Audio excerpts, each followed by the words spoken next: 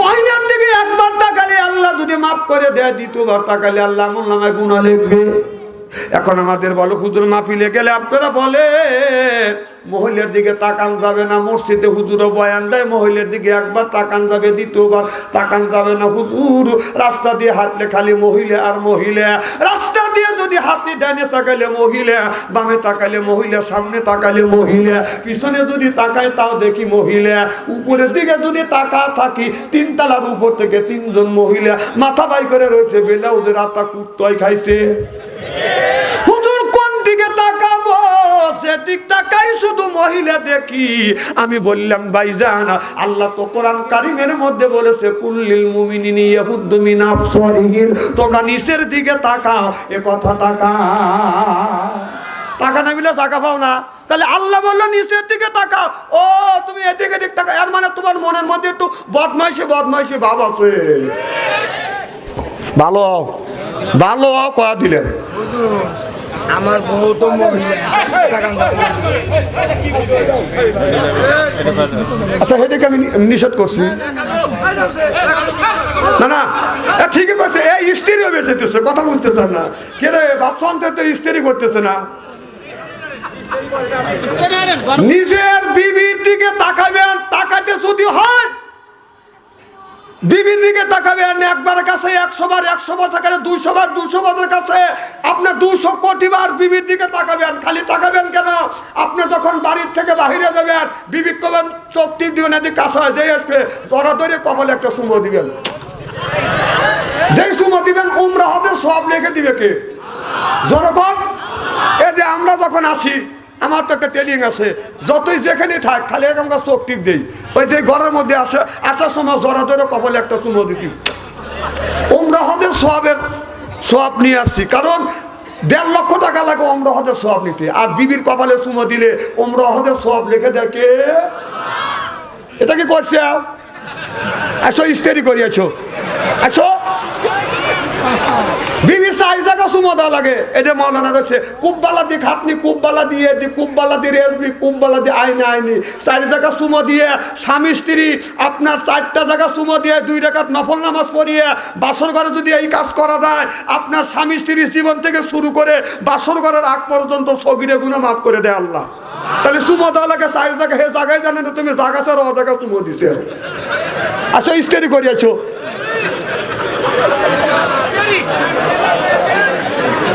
আচ্ছা বিবি কোন টাকা চুমো দেওয়া লাগে আর কয়বার টাকা দেওয়ার লাগাচ্ছ? বিবির কোন টাকা টাকা দেওয়া লাগে? বাড়ির যখন যাবেন ওয়াজ করে আমি করবে চাই ভাই, এই আমার ভাই বুড়ো মানুষ দেন ওয়াজ বাধা দিল, ওয়াজটা আমার ভাইজে গেল, হয়তো এখন 3-4 ঘন্টা করতে পারি। সোনা সোনে রাজি আছেন তো ইনশাল্লাহ? নারে তাকবীর। বাড়িতে যাবেন যাইয়া বিবিকে ডাক দিবে। আমার নবী গভীর রজনীতে, হযরতে আলী গভীর রাত গভীর রজনীতে ফাতেমার ঘরে দরজা জান্নাত করছে। ফাতেমা আস্তে আস্তে যান কা ওয়াজ বাধা দিয়া এনে খারাপ থাকে ওয়াজটা শুনে যান না, এখন না না পাম দিয়ে না হোক ওয়াজ বাধা থাকেন, ওয়াজ শোনা লাগবে এখন। হ্যাঁ থাকেন ওখানে থাকেন, ওই ললা করে যায় না জানি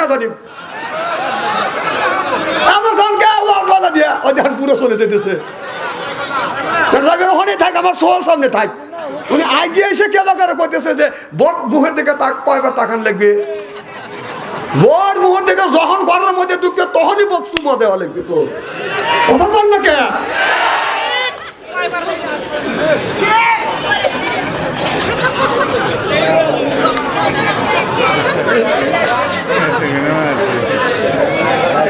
মার হবে একটু জোর কর। বিবির 4টা অঙ্গে চুমা দেওয়া লাগবে। কয়টা? খাদিজা রাদিয়াল্লাহু তাআলা আনহা বাদাম সুলতো বাদাম লম্বা ছিলেন। আমার নবী যাইয়া মাঝে মধ্যে বাদাম পিছন থেকে যায় না খাদিজার চুল ধরতে এরকম করে চুমো দিত। সুবহানাল্লাহ। আমার মা খাদিজাতুল কুবরা বলে ইয়া রাসূলুল্লাহ ইয়া হাবিবাল্লাহ আপনারা কি 3টা স্বামী সংসার করেছি গো নবীজি, কেউ তো চুল ধরে চুমো খায় নাই, আপনি আমার চুলে চুমন দিলেন। আমার নবী বললেন খাদিজা বিবির চুল ধরে চুমো খাওয়া আমি নবী আমার আদর্শ ভিত্তিক সুন্নাত, চিল্লে কোন আল্লাহু আকবার। কয়বার সুমা খাইছে হ্যাঁ কৌ নাই দেখছে আমি না করলাম ললা করে চলে গেছে বাধা দিয়ে চিন্তা করছে আমি ভালোভাবে ওয়াজ করতেছি মারহাবাইটা ধরে কর এই দিনে মাঝে মধ্যে বিবির চুল ধরে সুমা খাবেন সুবহানাল্লাহ এটা ধরে কর আমার পারেন্টে এক জায়গায় এই ওয়াজ করছে এক মহিলা বলতে হুজুর চুল ধরে সুমো তো খাওয়া দূরের কথা চুল ধরে একবার পেঁয়াজ দিয়ে বক্সের মারে চুল ধরে বউ মারা হারাম খবরদার বউ মারবেন না বউ মারা হারাম হারাম মামুনের আজকের ওয়াজ শুনে বলতেছে এত সুন্দর সোনার মৌলবী কোনে আছে হুজুর আমার বলে দাম নাই চুল ধরে ধরে পেটে খবরদার বউ মারবেন না রসুল বলেছে নবীর 11টা বিবি ছিলেন একটা বিবির গায়ে রসুল হাত তুলে আঘাত করেন নাই সুবহানাল্লাহ এটা করে কর এই ওয়াজ করছে এক মহিলা বলতেছে চিঠি লিখছে হুজুর আপনি বললেন বউ মারা হারাম কিন্তু আমার স্বামী তো আমাকে মারছে কি করা যায় কোনো ওষুধ নাই ওষুধ হলো তোমার স্বামী যদি তোমাকে রসুল বলেছে তোমার স্বামী যদি তোমাকে মাইরে থাকে ওই জায়গাটা চিহ্নি করে রাখো স্বামীর হাতের ছোঁয়া তোমার শরীরে যেই জায়গা লাগবে দোজকের আগুনে কোনোদিন ওই জায়গা পুড়বে না সুবহানাল্লাহ মা বোনেরা ওয়াজ শুনে বলতেছে না ভালোই করতেছে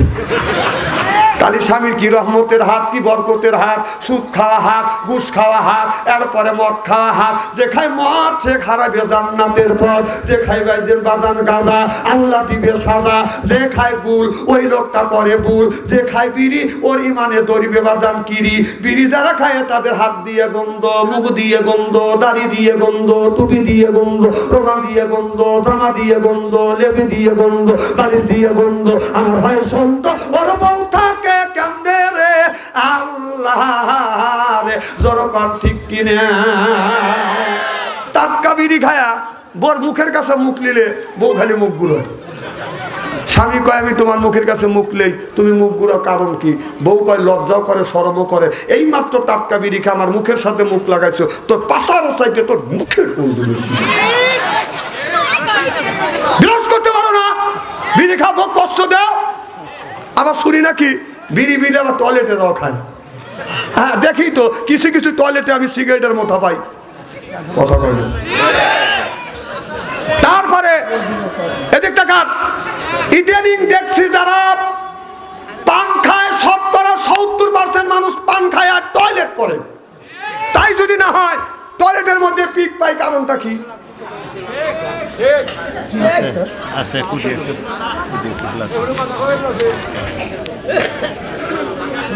না পান যদি না খায় টয়লেটের মধ্যে পিক পাই কারণ কি আমি তালে রইলাম যে এই কাজ করে কেটা তালে থাকতে থাকতে একদিন দেখেছি এক বুড়ো টয়লেট থেকে বের হচ্ছে কম কই গেছিলাম কয় কেন টয়লেটে তো মুখ লড়ে কে হুজুর পান খাইলাম কম ওই জায়গা পান খায় হুজুর পান না খালি আমার ডেলিভারি হবে তাহলে বোঝা গেল এই মুহূর্তে পান খাওয়ার ওর মধ্যে ডেলিভারি করো না খবির জায়গা যদি পান যদি হালাল মনে করে খাও তাহলে পানের পোটা নিয়ে গু তুলে সুর মনে করে খা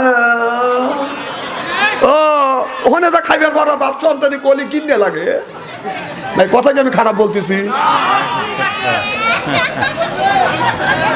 কি খারাপ লাগতেছে নাকি না না এই ওয়াজটা কোনো মালানা করে না বাচ্চা অন্তরে করে না রে তাকবীর আমার ভাইয়ের আমার ইমান আবু জেহেল্লা আমার নবী মনে করছেন এই বলে আবু জেহেল্লা যখন রসুলকে ধরতে গেছে বাদান আবু জেহেল্লা বাদান পড়ে গেছে যেই বলছে তেই বলছে অমা কয়া যখন উঠছে ওই যে পাথর নিয়ে সব যে বসে আছে মনে আছে ওর কর্মীরা পাথর নিয়ে বসে আছে যখন অমা শব্দ শুনতে যায় গিয়ে উঠছে পাথর কার কোন জায়গা পড়ছে একজন এইটি এলাই একজন এইটি হাতে নিয়ে যাও অভিবাদন মারছে পাথর এইরকম করে ডেল মারতেছে আবু জেহেল্লা বলে আমারে মাইরো না আমি মোহাম্মদ না আমি তোমাদের নেতা আবু জেহেল্লা এখন দেখে আবু জেহেলের 12টা বাজে গেছে কে কে যার লাগে কূপ কাটছে কারোর লাগে যদি কূপ কেটে থাকো ওই কূপে তোমারই পড়া লাগবে কথা কর না কে কারোর পথে যদি কাটা দেয় ওই কাটা তোমার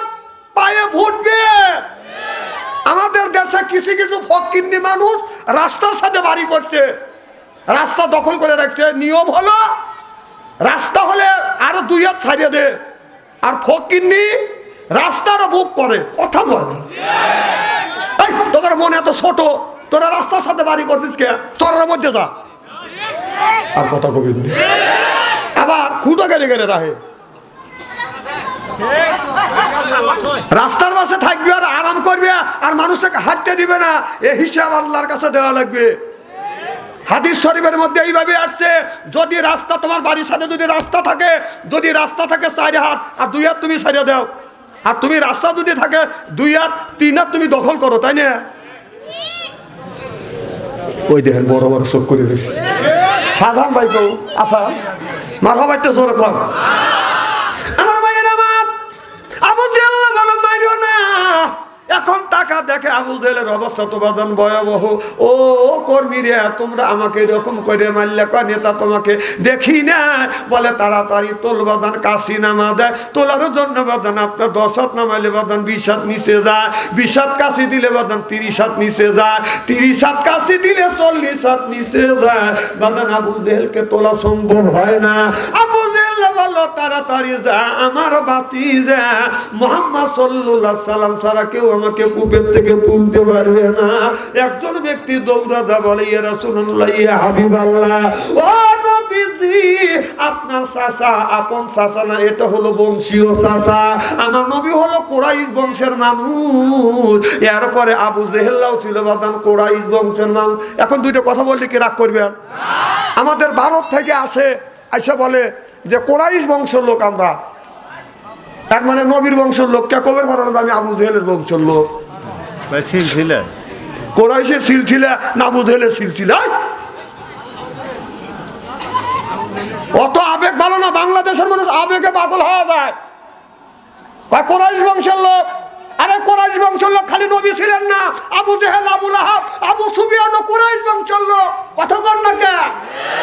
ওরা এসে বাংলাদেশে এসে দ্বন্দ্ব বাজায়, এসে নূরের নূরের মানুষ, নূরের তৈরি, মাটির তৈরি ভেজাল করো। তুই এখন তুই যে ভেজালগুলি করিস, তুই কুরাইশ বংশের লোক মানলাম, তুই আবু জেহেল জাতীয় কুরাইশ বংশ না মুহাম্মদ সাল্লাল্লাহু আলাইহি সাল্লাম জাতীয় কুরাইশ বংশ, এই কথা কত আনার কথা কবি উচিত কথা হয়েছে।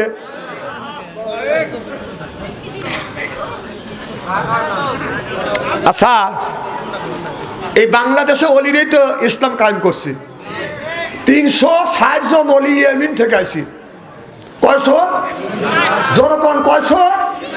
360 জন অলি ইয়েমেন থেকে আইছে, আইসে এখানে অলি হয়েছে, তাকারে পীর বানাইছে। তারা মারা গেছে, কবরের মধ্যে আল্লাহ চিন্তা রাখছে। সুবহানাল্লাহ, এটা জোরে কর। আপনি ইয়েমেনে যান, খবর নেন, যদি কেউ থাকে ইয়েমেন আমাদের এলাকা কোন, ওখানে একটা লোকও মুরিদ নাই। কথা কয় না, মুরিদ নাই, এইরকম আমাদের মতো ব্যবসা নাই। এগুলো ব্যবসা পাইছে, তাই না? যারা ওখান থেকে অলি হলে, যাদের দোহাই দিয়ে দিয়ে অলি হয়, সিলসিলা হয়, কামাই করে খাতেছ, ওখানে তো সিস্টেমই নাই। কে কথা কয় না? না না, কোনো মৌলানাতে তো কয় না। কিছু কিছু মৌলানা, কিছু কিছু পীর সাহেবের দালাল হয়ে গেছে। তা উনি আল্লাহর, ও আল্লাহর অলি, যার কাছে তার ফোন আছে, ও আল্লাহর অলি হইতে পারে না, পারে না, পারে না। কারণ আপনি তার ফোন রাখবেন, যতই সেফ সাইড রাখবেন, মহিলার ছবি আসবেই, চোখের জেনা হবেই। যদি চোখের জেনা হয়, সে অলি হয় কেমনে? কর। যে পীর সাহেবের কাছে তার ফোন আছে, ও অলি হইতে পারে না। কারণ ও আপনার যতই সেফ সাইড থাকুক, চোখের জেনা হবে, অশ্লীল ছবি নজরে আসবেই, চোখের জেনা হবে। চোখের যদি জেনা হয়, মহিলার যদি নজরে পড়ে, ও অলি হইতে পারে না। চ্যালেঞ্জ। কতক্ষণ আগে মানুষ অলি হওয়া খুব সহজ ছিল ভাই, কারণ এই চোখটা হেফাজত করতো। তোর চোখই তো হেফাজত নাই, তুই টাচ ফোন বসিস, একা একা শুয়ে রয়েছিস, শয়তান কি তোমাকে ছাড়িয়ে দিবে? মামু শয়তান কবে দেখ কেউ নাই, তুই পীর হয়েছিস, তাই কি হয়েছে? তুই মানুষের কাছে পীর, একটু দেখ। শয়তান কত মানুষে পাকড়া করলো, তুমি কয় নাম্বার অলি হয়েছো, তোমাকে তো পাকড়া করবে না। তোকে যে শয়তান উলুঙ্গ ছবি দেখাবে না, আর কি গ্যারান্টি দিবে পারবি? কথা কর না কে?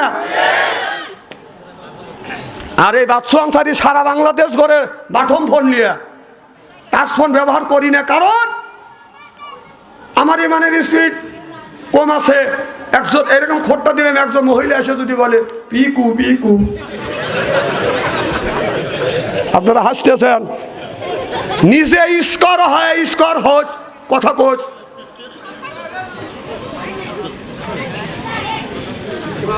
বড় বড় চোখ করে তাকা গেছি। খুব কি খারাপ লাগতেছে নাকি ভাই?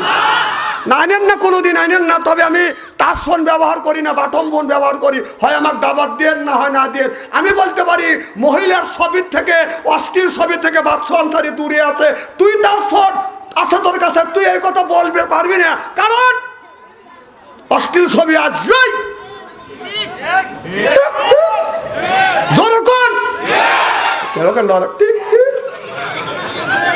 ও ভয় করে, তাই না?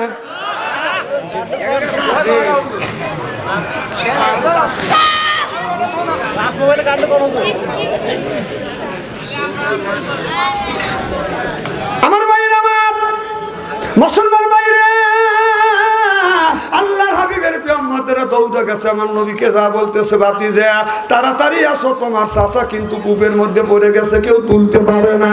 আমার নবী দৌড়া যায় কূপের মধ্যে, বাদান আমার নবী নজর দিয়ে দেখে আবু জেহেল কূপের মধ্যে পড়ে গেছে। আমার নবী মুচকি হাসি দিছে। আমার নবী যখন হাসি দিছে, ওখান থেকে বাদান আলো ছুটছে, নবীর হাসিতেও আলো হয়ে গেছে, কূপটা আলোকিত হয়ে গেছে। আবু জেহেল বলে, বাতিজা আমারে দেখে তুমি হাসতেছো? ও বাতিজা, কূপের মধ্যে থেকে আমারে তোলো বাবা, তুমি যা বলবে আমি তাই শুনবো। আমার নবী কাশি লাগে নাই, রশি লাগে নাই। আমার নবী রহমতের হাত, বরকতের হাত দিয়ে বলে, চাচা আপনি হাত ধরেন। চাচা ধরছে? বলে হ্যাঁ ধরছি। আমার নবী টান দিছে বাজান। এরপর আবু জেহেলকে বাজান তুলিছে। নবীর রশি লাগে নাই, কাশি লাগে নাই। আমার নবী বলে, চাচা এখন তুমি কর্ম করে মুসলমান হও।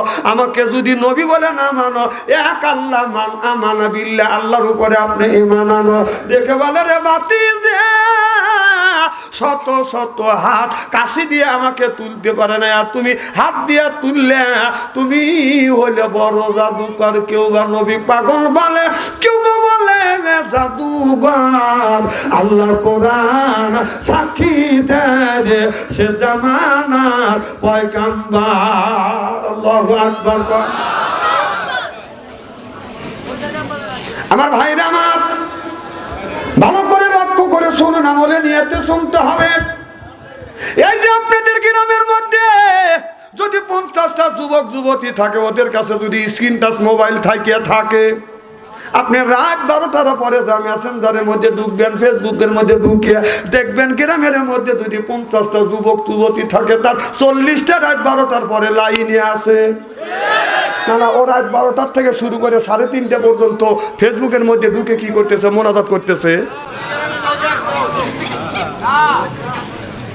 স্ত্রীর অবির লেগে খুশ উঠে পড়ে লাগছি, এ গ্রামে নাই।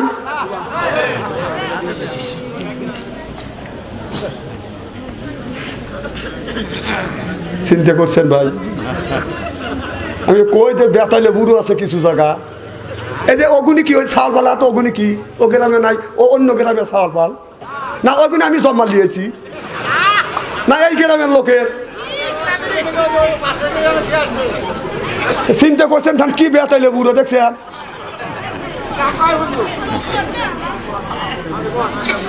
আপনার 3টে ছেলে, 3টে মেয়ের হাতে স্ক্রিন টাচ ফোন দিয়ে আপনি মসজিদের আগের কাতারা যে এরকম করতেছেন, রব্বানা জালামনা।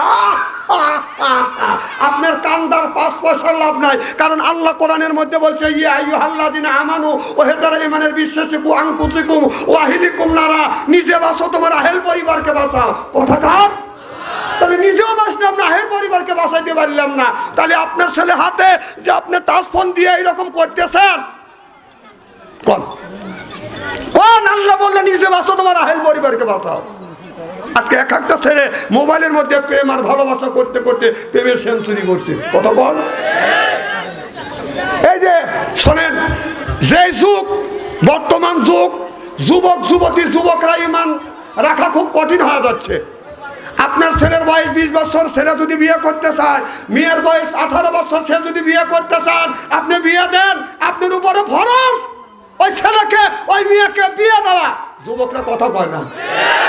আল্লাহ বলছে ইন্না কায়দা কুন্ন, আল্লাহ বলছে ইন্না কায়দা কুন্ন, কারণ শয়তানের ওয়াসওয়াসা থেকে মানুষ ঈমান রক্ষা করতে পারবে, কিন্তু কোন ছেলে যদি, কোন মেয়ে যদি, কোন ছেলে যদি মেয়ের হাতে পড়ে, ঈমান রাখা খুব কঠিন। কথা কার? আল্লাহ বললেন কোনো ফুকারা তোমার ছেলে যদি বিয়ে করতে চায়, উপযুক্ত হয়, যদি বিয়ে করতে চায় বিয়ে দেন, কথা কার? তাহলে আপনার ছেলে বিয়ে করতে চায়, আপনার মেয়ে বিয়ে করতে চায়, আপনি কেন আপনার ছেলে আপনার মেয়েকে বিয়ে দেন না? আপনার ছেলে আপনার মেয়েকে বিয়ে দেওয়া আপনার উপরে ফরজ।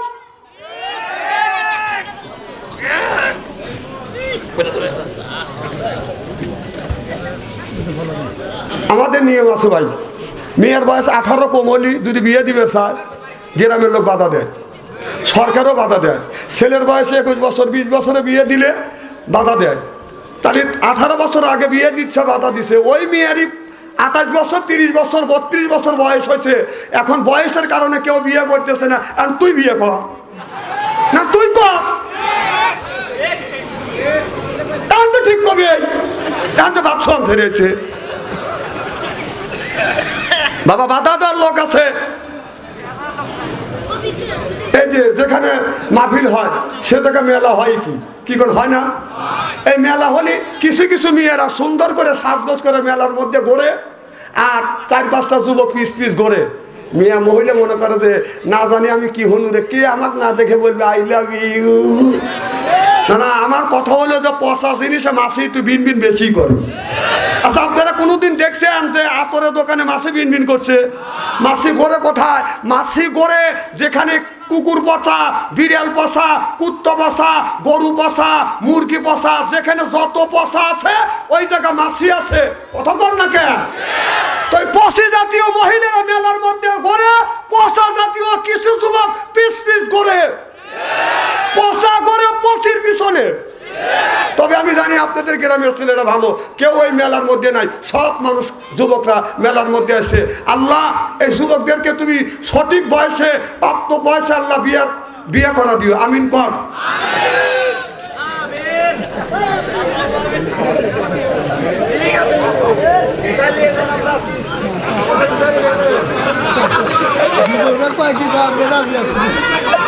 তোর চুল কাটা সাইজ তো ভালো না রে।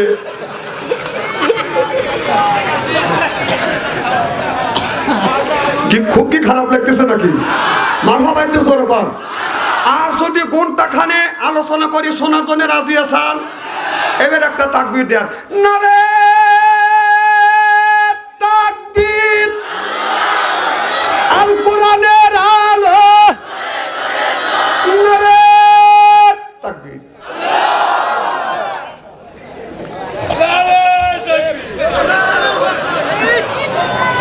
এই যে এত রাত হয়ে গেছে, রাতে 1টা দর না 12টা বাজে, একটা লোকেরও চোখের পাতা বন্ধ হয় নাই। এরা ভাবছে যে সবে মাত্র আপনারাও আসলেন, আমিও আসলেন।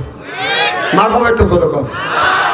আমার ভাইরা, আমার মুসলমান ভাইরা, ওই দিক যেতে চাই না। আল্লাহ বলেছে ইয়াসিন ওয়াল কোরআনিল হাকিম ইন্নাকা লামিনাল মুরসালিন। ইয়া মানে হে, সিন মানে সাইয়েদ, বাংলা অর্থ হলো নেতা। হে নেতা, ওয়াল কোরআনিল হাকিম। কথা কার? তাহলে আল্লাহ বলে ইয়া মানে হে, সিন মানে সাইয়েদ, বাংলা অর্থ হলো নেতা।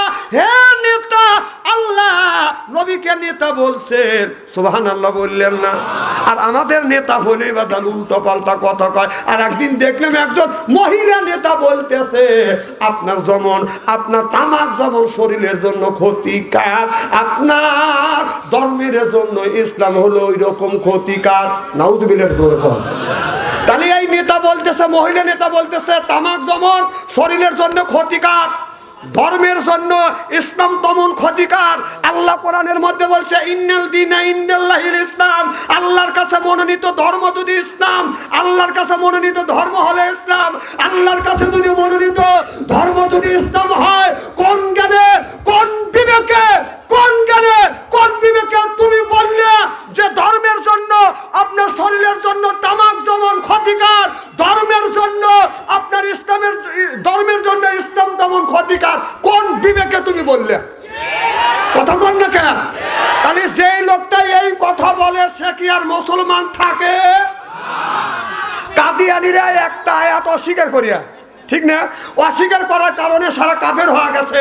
সারা বিশ্বে কাদিয়ানিকারা কাফের বলে ঘোষণা দেওয়া হয়েছে একটা আয়াত অস্বীকার করার কারণে। তাহলে যে নেত্রী বলল তামাক যেমন শরীরের জন্য ক্ষতিকার, ইসলামের জন্য ধর্মের জন্য ইসলাম ক্ষতিকার, তাহলে আল্লাহর কোরআনের আয়াত যখন অস্বীকার করলো ইন্নাল দীনা ইনদাল্লাহিল ইসলাম, কথা কার? যেরকম তাহলে সে যে এইটা যে এই আয়াতটাকে অস্বীকার করলো, ক্ষতিকার বললো, সে কি আর মুসলমান থাকে? শোনেন, উল্টা পাল্টা নেতা সে যেখানে হয় আপনাদের পায়ের নিচে হাত থেকে অনুরোধ করে বলবো, আপনারা নেতৃত্ব দেন, আপনাদের নেতৃত্বে মানে চলবো আমরা, কিন্তু এমন নেতৃত্ব দিয়েন না যেটা ইসলামের বিরোধিতা হবে। ইসলামের বিরোধিতা করা হবে, আলেম ওলামার বিরোধিতা করলে বাংলাদেশের তৌহিদি জনতা খেপে কিন্তু বাংলাদেশ থেকে পালিয়ে হাসিনের মতো মামুর বাড়ি যাইতে হবে, ঠিক কিনা?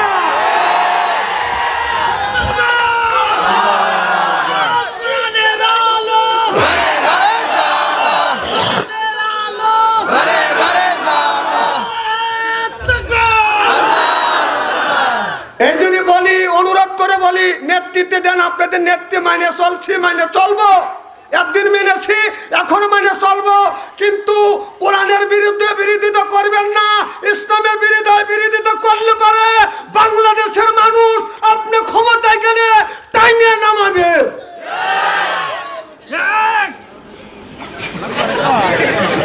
দেহ ওই যে ধরল বেটা সাল হুয়ে থেকে চিনি না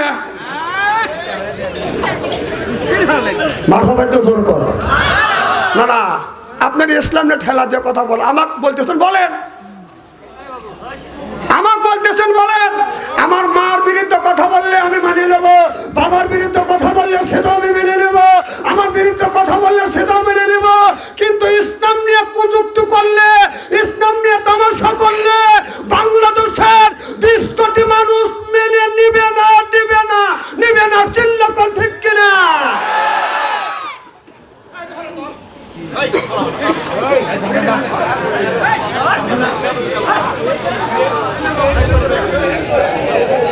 আহা, ইসলাম সহজে আসে না।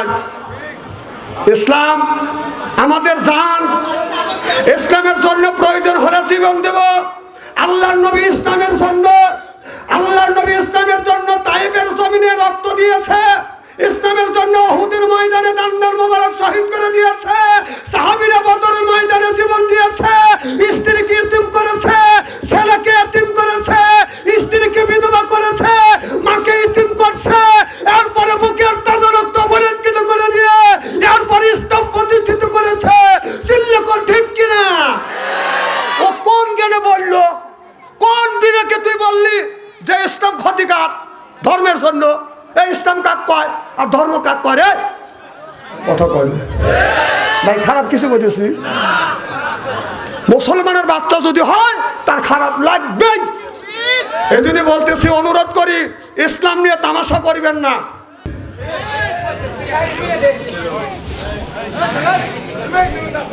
এদিক তাকান,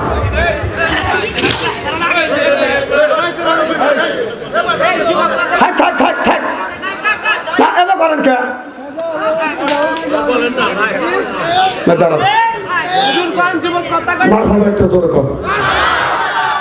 খুব খারাপ লাগতেছে বলছে না, না না, কষ্টকে দেওয়ার জন্য আসছি, আর জীবনে আনেন না আনেন, তবে হক কথা শুনে যান।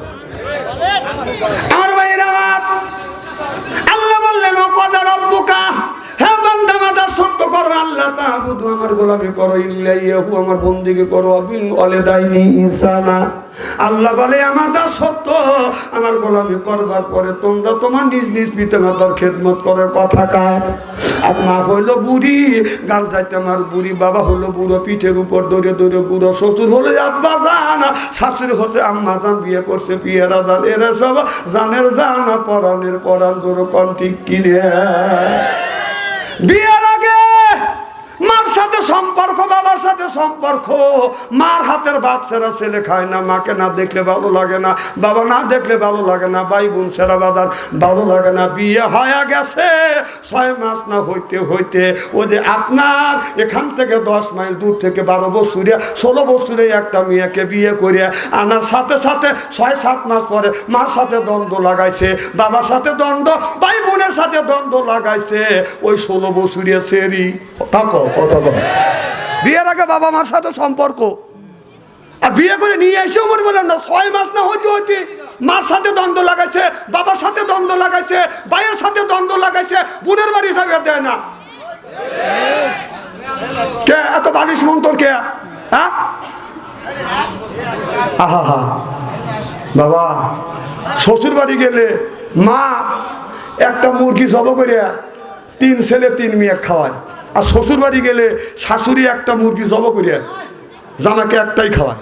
আচ্ছা যেই লোকটা এই যে মা বাবার আওয়াজ আসতেছে, ওই যে কিছু লোক চলে যেতে, ওই দেখেন না না আমি চিনি তো তোমার, আমি তোমাকে চিনি না, তার মানে কি আমি তো এলাকার ছেলে। উনি মনে মনে বলতেছে মা বাবার ওয়াজ করতে, কে শ্বশুর শাশুড়ি ওয়াজ করতে পারেন না? মা একটা মুরগি জব করে 3 ভাই 3 বোনে খাওয়াইছে, শুরু আর জল বাবাও খাইছে, মাও খাইছে, আর শ্বশুর বাড়ি গেলি শাশুড়ি একটা মুরগি জব করে খাওয়াইছে। সেই ওয়াজ বাদ দিয়ে উনি যদি আসে, দেখে দেখেন আর আসবেন না, যদি আসে এই সময় কয়ে আসলি তো ভালোই। খুব খারাপ লাগতেছে নাকি? আচ্ছা যে লোকটাই একটা মুরগি জব করে একজনে খাওয়াইলো, আর যে একটা মুরগি জব করে 3 ভাই 3 বোনে খাওয়াইলো, ভালো কেটা? এক মুরগি খাওয়ানোর লোকই না একটা মুরগি জব করে 6 জনে খাওয়ালে সেই ভালো? হ্যাঁ যে কথা হিসেব করে কয়েন না না, হ্যাঁ যদি ভালো হয় তাহলে কোন জ্ঞানে কোন বিবেকে ওই মাছ ভাত কাপড় দেন না? কোন কোন না না, তার মানে হলো শাশুড়ি ভালো। বাংলাদেশে নয়, গোটা বিশ্বের ভিতরে 2 জন ব্যক্তি স্বার্থবিহীন ছেলে সন্তানের খেদমত করে, সেটা হলো মা, সেটা হলো বাবা। আর বউ আপনার স্বার্থ ছাড়া যায় না। শাশুড়ি স্বার্থ না হলে তোমাকে একটা মুরগি খাওয়ায় না। এর মানে হলো শাশুড়ি একটা মুরগি জব করে তোমাকে খাওয়ায়, এর কারণটা কি? কারণ হলো শাশুড়ির মেয়ে আছে তোমার ঘরে, ভালো ভালোই করতেছে, খাও, পোষ করতেছে, কোরআন ইংরেশন করলো তোমার।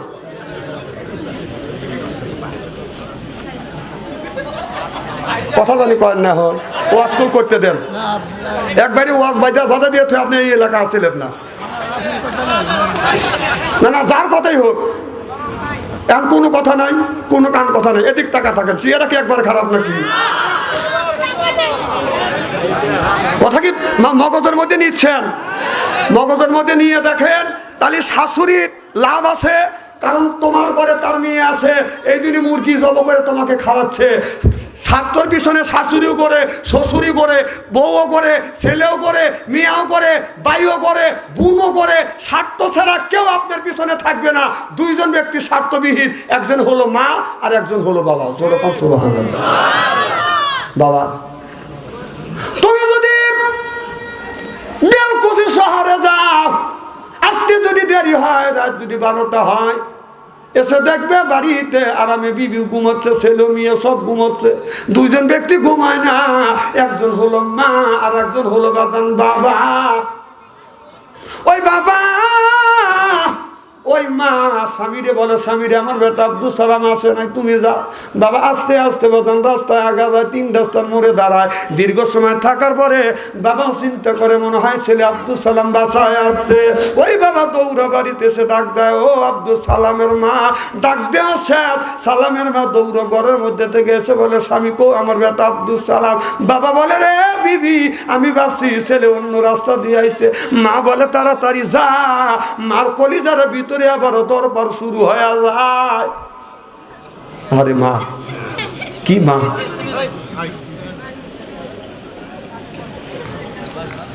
মা আবার কয়, যাও স্বামী যাও, বাবার থাকতে দেন, আমি নিজে দেখছি।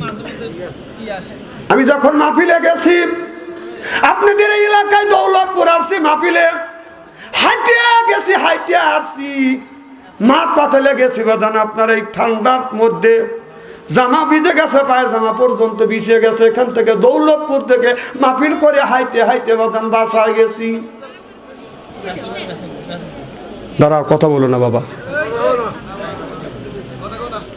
আমার বাবা মা বলছে স্বামী ছেলে কয়টায় আসবে, বাবা বলছে 12টায় আসবে, মা 11টার সময় বলছে যাও। আমার ছেলে ভয় পাবে। 3 রাস্তার মোড়ে এসে বাবা দাঁড়া থাকছে। ও বাজান রাত 12টা বাজে আসি নাই, 1টায় আসি নাই, 2টা যখন বাজছে আস্তে আস্তে আসছি।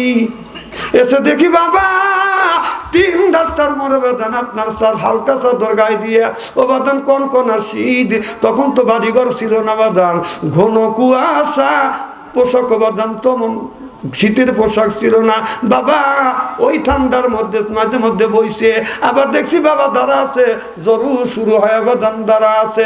বাবারে বলছি বাবা কে আপনি দাঁড়া আছেন? বাবা বলে বেটা রে আমি তোমার জন্য অপেক্ষা করতেছি। আমি বলছি বাবা কখন থেকে দাঁড়া আছা? বাবা বলে বেটা রাত 11টার থেকে শুরু করে রাত 1টা 2টা পর্যন্ত তোমার জন্য অপেক্ষা করতেছি। আমি বলি বাবা তোমার কষ্ট হয়, তুমি আর কোনোদিন এই রাস্তায় আসো না বাবা, এত কেন তুমি কষ্ট করো? বাবা বলে বেটা রে তোমার জামা ভিজে গেছে, পায়জামা ভিজে গেছে, বাবা দুর্বল হয়ে গেছে, এই চিন্তা করে না। আমার বাবা আমাকে বলে বাবা তাড়াতাড়ি চলো, তোমার কষ্ট হয়। ও বাদাম 3 রাস্তার মোড়ে বাবা দাঁড়া থাকছে। এখন বাবা নাই, আর কেউ 3 রাস্তার মোড়ে আমার জন্য অপেক্ষা করে না। বাবা যিনি অপেক্ষা করতেন তিনি হলো বাবা। বাড়িতে নিয়ে গেছে, মা কি ডাক দিছে রে বিবি তাড়াতাড়ি আয়। আমার মারছে, কি হয়েছে? বাবা বলছে টাকা দেখো ছেলের জামা বেজা, পায়জামা বেজা। আমার মা পাগল হয়ে গেছে, শীতের মধ্যে কনকনা, শীতের মধ্যে ব্যথা আসছো, আমার পায়জামা ভিজে গেছে, জামা ভিজে গেছে। আমার মা বলছে তাড়াতাড়ি পায়জামা তুমি জামা পাল্টাও। আমি পায়জামা পাল্টাইছি বাদাম, জামা গুনি পাল্টাইছি। ও বাবা আমার মা কি করছে, আগুন জ্বালাইয়া আমার সর্ব শরীরটা বাদাম সাইকে সাইকে বাদাম দিছে। এখন মানা কেউ আর এই ধরনের বাদাম খেদমত করে না। এ যুবক, ওই বাবা দুনিয়ায় যতদিন ছিল এতদিন আমার জন্য অপেক্ষা করত। বাবা মৃত্যুর পর আমার মা দীর্ঘদিন পর্যন্ত বাদাম জীবিত ছিল। আমি যাইয়া আমি রাত 2টা 3টার সময় যাই, যখন মার বিবির ঘরে দরজা হাত দিছি দরজা শক্ত, বিবির ছেলের ঘরে দরজা হাত দিছি দরজা শক্ত। মা দুঃখিনী, 112 বছর বয়স, দরজা হাত দিছি দরজা খুলে গেছে। যা দেখি এখনো পর্যন্ত মা ঘুমায় নাই। কি গো মা? অমনি যখন ঘরে গেছি আমার মা অমনি আমারে জড়া ধরছে, আমি মায়ের পায়ে হাত রাখছি, চুমা দিছি। মোল্লা আলী কারিম রহমাতুল্লাহ বলে কেউ যদি মা বাবা হাত থেকে যদি চুমা দেয় সে যেন আল্লাহর জান্নাতের খাম্বায় চুমা দিল। খেদমতে মা দরপিদার কোন এখতিয়ার, তাসাপিয়ার মালে দৌলত বক্তিয়ার, তাসাপিয়ার মালে দৌলত বক্তিয়ার। মা বলছে বেটা তোমার কষ্ট হয়, হাত বাঁকা হয়ে গেছে, পা বাঁকা হয়ে গেছে। আমার মা গভীর রাত গভীর রজনীতে সরিষার তেল গরম করিয়া আমার সর্ব শরীরে মালিশ করে দিত। বাবা এখন মা নাই, রাতেও যদি আসি হাতটা যদি বাঁকা হয়ে যায়, নখটা যদি বাঁকা হয়, আর কেউ সরিষার তেল গরম করিয়া শরীরে মালিশ করে। যিনি মালিশ করছেন তিনি হলো মা, যিনি মালিশ করছেন তিনি হলো মা। যার মা নাই তার কলিজা আঘাত লাগবে, চোখে যদি পানি আসে ওই মানুষটার চোখে পানি আসে। মা কি নিয়ামত! যার মা মারা গেছে, বাবা মারা গেছে, সে জানে মাথার উপর তো 2টা ডালই নাই। আহারে মা, আর সেই মারে কষ্ট দেয় বাবা। মা আর বাবার কষ্ট দিও না। মা কি নিয়ামত! একটা বাস্তব ঘটনা বলবো। আমার একবার টাইফয়েড জ্বর হয়েছিল, ডাক্তার বলছিল যে ভালো মন্দ খাওয়াবা তোমার সন্তানকে। আমার ভাইরা আমার মার বোঝা বাদ রইল না। মা বাবা বলে ডাক্তার বলেছে বাচ্চুকে ভালো মন্দ খাওয়াও। আমি দেখছি মা রাত্রির বেলা আপনার সিজদায় পড়িয়া আল্লাহর কাছে কান্দে আর বলে, আল্লাহ আমার জীবন তুমি নিয়ে দাও, আমার ছেলের জীবনটা তুমি ভিক্ষা দাও। বাবা কাঁদে আর বলে, আল্লাহ আমার জীবন নাও, ছেলের জীবনটা ভিক্ষা দাও। এই কথাটাই একজন ব্যক্তি বলে, দুইজন বলে, সেই ব্যক্তি হলো মা আর সেই ব্যক্তিটা হলো বাবা। যারা বাবা আসান, ছেলে যদি অসুস্থ হয় নিজের চিন্তা করে না, বলে আল্লাহ রে আমার জীবন নিয়ে নাও, অসুখ যদি দিতে হয় আমারে দাও, আমার ছেলেরে কষ্ট দিও না। এই কথাই একজন বলে, সেই ব্যক্তি মা।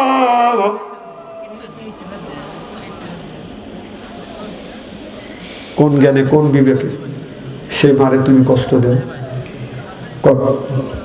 বাবা মার জন্য দোয়া করবেন।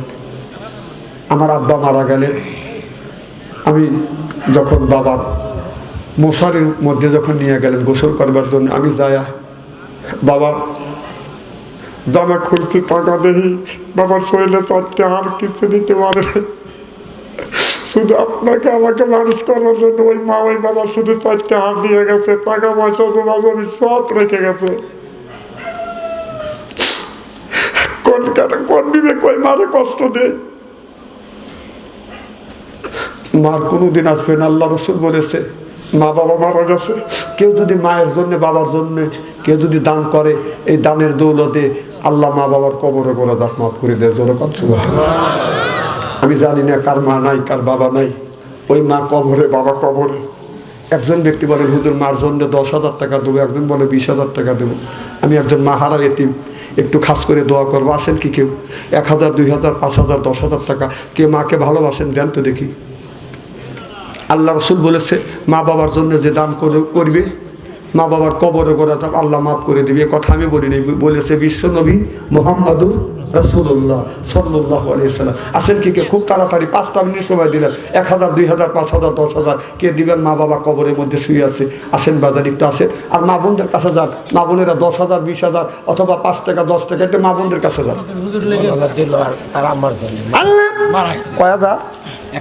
আল্লাহ মাওলানা দিলার হোসেন মা মারা গেছে, 1,000 টাকা দান করলেন না, তুমি দান কবুল করো। মার কবরখানা বাগে জান্নাত কি? বাবা মারা গেছে। তোর নাম কি? আমার নাম ওয়াহিদুল। ওয়াহিদুল, দেখো বাবার কথা শুনে চোখের পানি ফেলে কাঁদে। বাবা নাই, 500 টাকা দান করলো আল্লাহ দানের খাতিরে, বাবার কবরখানা তুমি বাগে জান্নাত। যুবক মাদুর, বাবা যদি থাকতো বাবারে ডাকতো। আল্লাহ ওমর আলী 1,000 টাকা দান করলো, আল্লাহ তুমি দান কবুল করো। বাবা কবরের মধ্যে শুয়ে আছে, কবরখানা বাগে জান্নাত বানা দাও। ছোট করে দিন।